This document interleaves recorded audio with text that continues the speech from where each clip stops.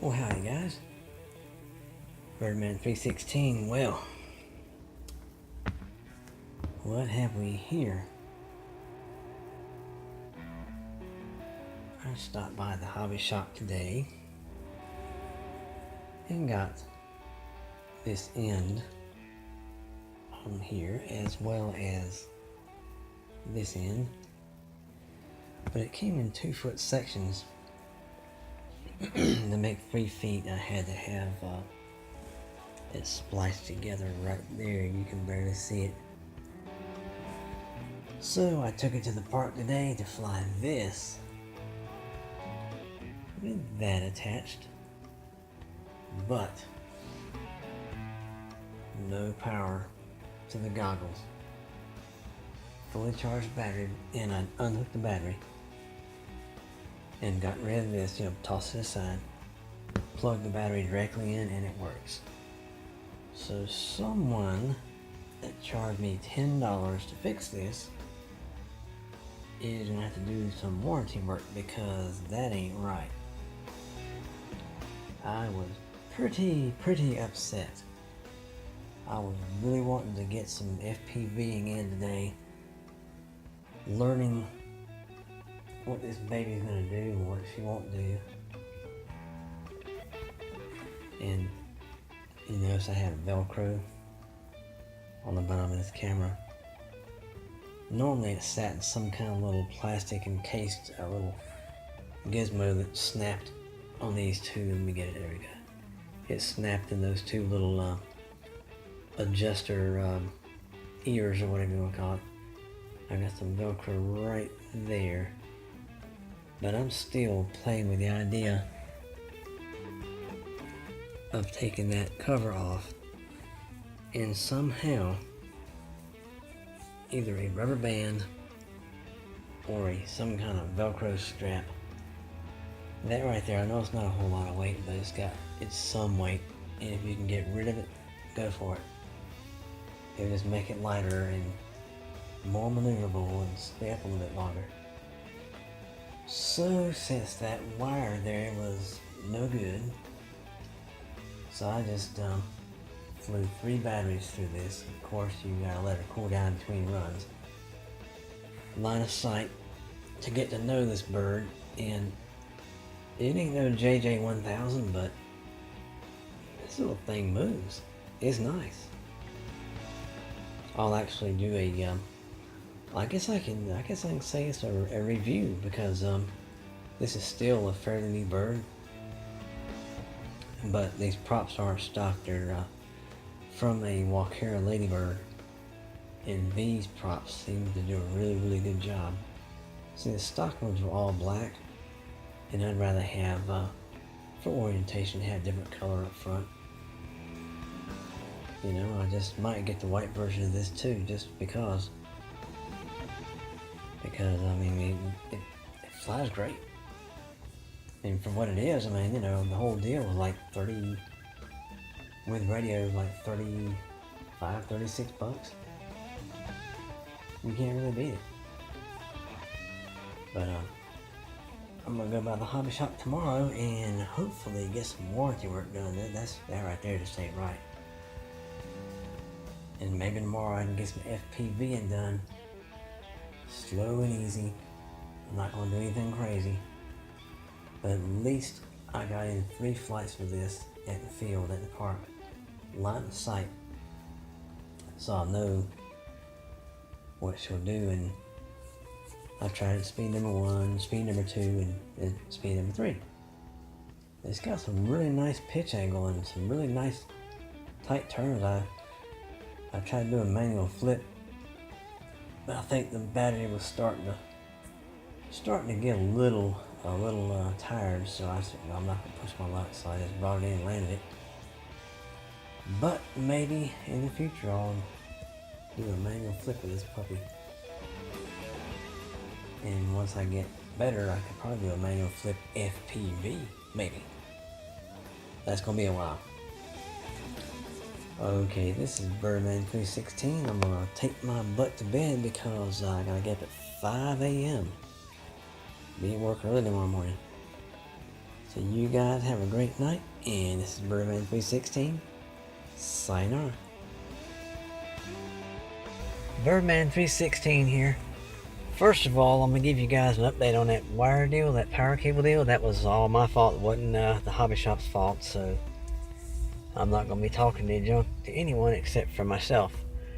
Well, I thought I could put a battery in my back pocket and have the power cable going to the camera. Not the camera, but the goggles.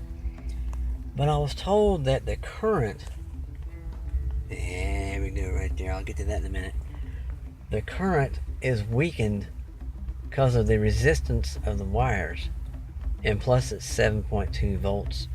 Even though it's registering voltage, the voltage is still not sufficiently supplying the goggles with enough power to function.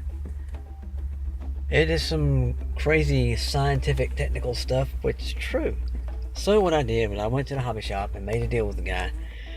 He bought it back for half price, and he put another connector with a JST connector on the other side of a female Dean's connector. That way my tarantula batteries will have a part-time job as powering up my goggles. And I took the goggles into the hobby shop, plugged them in after he was done, and I saw snow, which is a good thing. Well, that kind of snow. The other kind of snow is not such a good thing. But anyway, I came to the park today, put this baby up 2 times, and it was, let's say it was interesting to say the least. Thank goodness I got Velcro on this camera. You can tell, let me get it like this right here. You got Velcro on there so you can, it's not tight, but it's not loose, in case it does. Now when I do crash, which I have several times, I made sure I was in the grass. It might get knocked loose, whatever like that, but it's not hurt. Now I flew 2 batteries through it, and that second battery pack, I actually successfully did some little squares and whatnot, and a little figure 8, some whirlies, or whether you call them pirouettes or pirouettes or whatever. I like to call them twirlies because it's easier to say. And it's breezy. It's breezy out here. I had to put her in speed number 2. Honestly, if some of you guys out there and girls can give me some pointers and tips how to judge my distance. See, I think I'm coming up on something really close, and I hit the air brakes, I spin around and go back the other way. But if you can give me some pointers and tips, my YouTube family of hobbyists, that would be great. Because I tried to keep myself in view so I have a reference point in which to know where I am.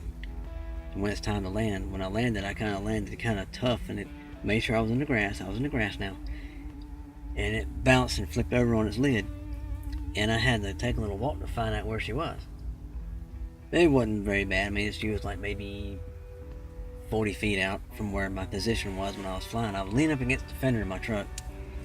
And for some reason I had a habit of leaning my head down a little bit, but I had to get my head back up because I guess that's how you're supposed to fly these FPV things. But nothing got hurt, nothing's tore up. Though I still want to take that plastic cover off of here and find some kind of way to make it a little bit lighter. But that camera seems really nice. It's a three-way power system. You got 25 milliwatts, 50, and 200. So no further than I'm going to be going out, even when I get good, which is going to be a long time. I don't think I'll have the reason to go to 50 or 200. But it's nice to know that you can if you ever want to. But at least I can say I'm not a goggle virgin anymore.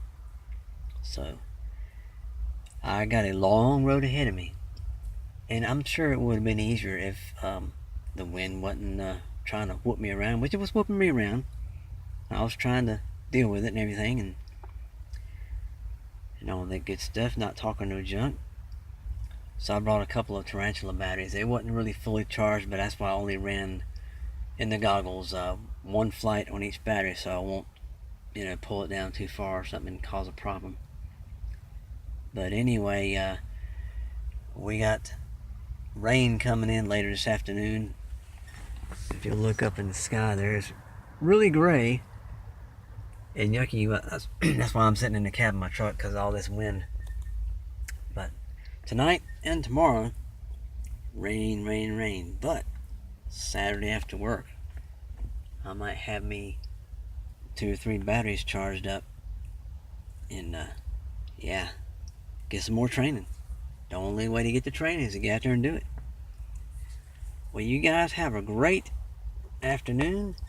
This is like a part 2 to that part 1 thing last night about the cable.